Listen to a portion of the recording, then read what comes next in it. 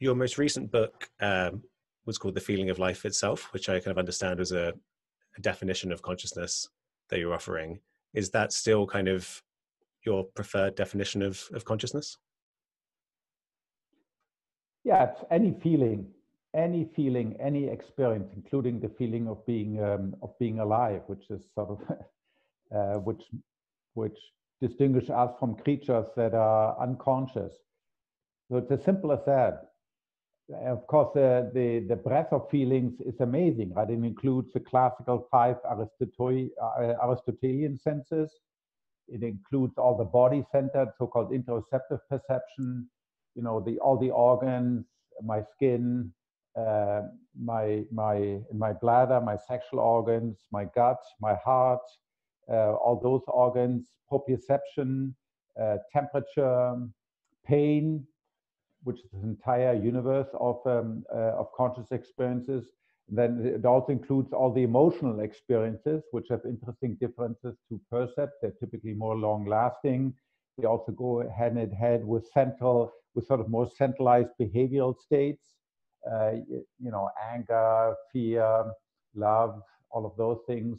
And then there are special states. Some people call them higher forms of consciousness that sort of seem to be typically defined by having no sense of self and no passage of time. They sort of appear to be timeless. So those are the dizzying variety of different conscious states. And ultimately, we need a scientific theory to explain how they come about.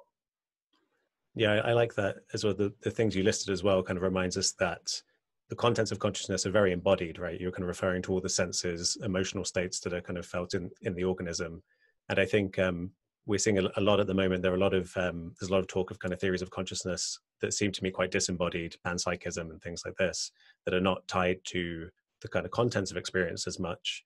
So I think it's good to be reminded as to why, you know, in your work, you've been looking for the kind of biological basis of this stuff, just to remind people, you know, it's good to be reminded that the contents are very linked to the biology, right? That's correct. Yeah. And we have a body, and so we have this, well, so for example, in visual space, I mean, everybody who is normally sighted, you open your eyes and you see this plenum, this whole, right? And there's space associated with it. Likewise, we have this body schema, you know, we have our arms, our legs, we have a sense of where we are in space, most of us do, and that's sort of primary to our sense of self. So when was it that you first kind of became interested in this kind of thing? Well, I mean, I first thought about it as a scientific problem when I was teaching somewhere. I had this bad toothache. And so I was wondering, you know, I'd taken some pain medication, but, you know, my molar was pounding away. And of course, perfectly well knew the conventional explanation, which is entirely correct. There's an inflammation in my you know, my canal, the root canal. So it goes along the trigeminous nerve. The trigeminous nerve goes into the spinal cord, it switches to a relay station in the thalamus, ultimately into parts of cortex, like secondary somatosensory cortex, insula. But it wasn't clear to me why that would give rise to pain. And other neurons that are active give rise to sight and sound. I mean, there seemed to be this complete disconnect.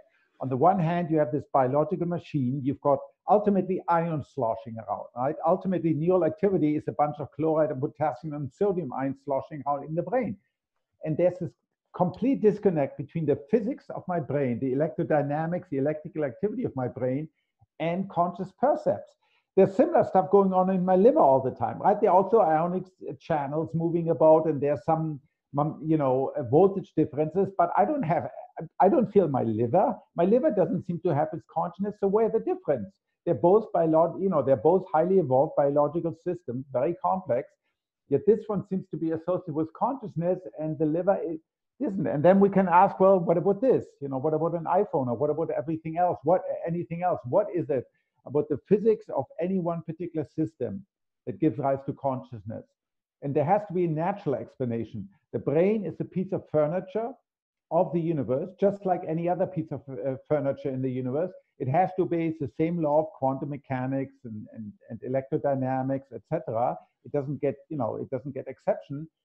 So why is it that some physical systems like brains exude consciousness while others don't. That's sort of the fundamental, that's really the beating heart of the mind-body problem.